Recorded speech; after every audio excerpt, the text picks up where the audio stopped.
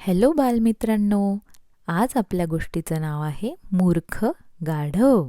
एका खेड्यातील एक कलाकार देवी देवतांच्या सुंदर सुंदर मूर्ती तयार करीत असे. तुम्ही गणपतीच्या वेळेस गणपती बाप्पाची मूर्ती बसवतात ना, मग तशा मूर्ती तयार करणारा एक कलाकार देवी देवतांच्या सुंदर मूर्ती तयार करत असे.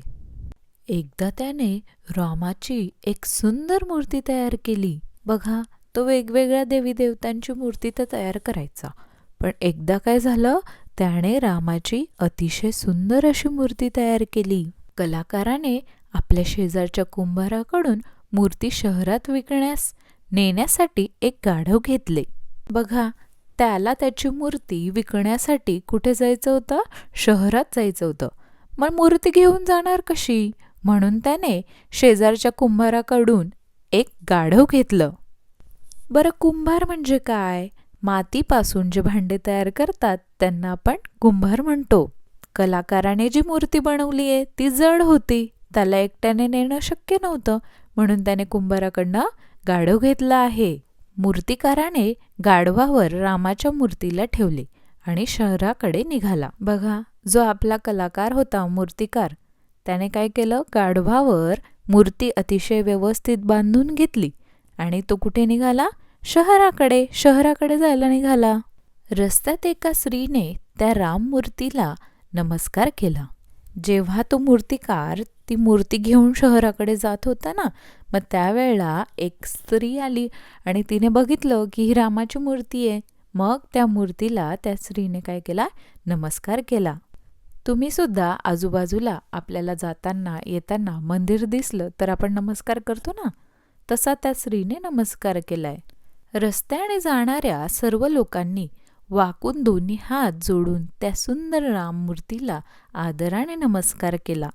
बघा, जसा त्या स्त्रीने नमस्कार केला तसं रस्त्यातनं जाणाऱ्या येणाऱ्या सगळ्या व्यक्तींनी वाकून आदराने त्या रामाच्या मूर्तीला नमस्कार केला. तुम्ही सुद्धा शाळेत जाताना देवाला आदराने नमस्कार करतात ना?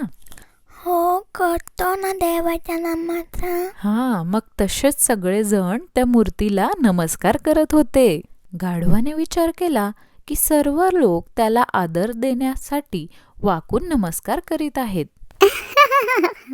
त्या गाढवाला वाटलं की त्यालाच आदराने नमस्कार करतायत.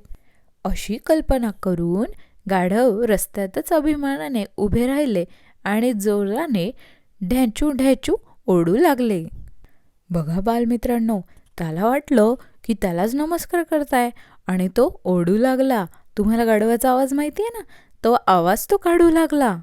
कलाकार गोड बोलून गोंजारून गाढवाला पुढे चालवण्यासाठी प्रवृत्त करू लागला, पण गाढव माघार घेण्यास तयार झाले नाही.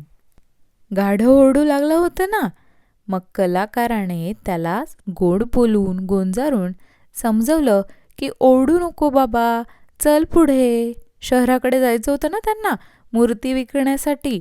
मग कलाकार त्याला गोड बोलून सांगत होता की चल पुढे, असं ओरडू नको.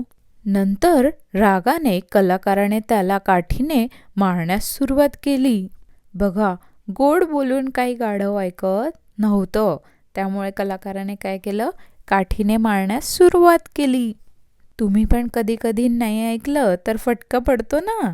हो, पडतो फटका. बराच मार खाल्ल्यानंतर गाढवाचा अभिमान नष्ट झाला आणि त्याने शांतपणे चालण्यास सुरुवात केली.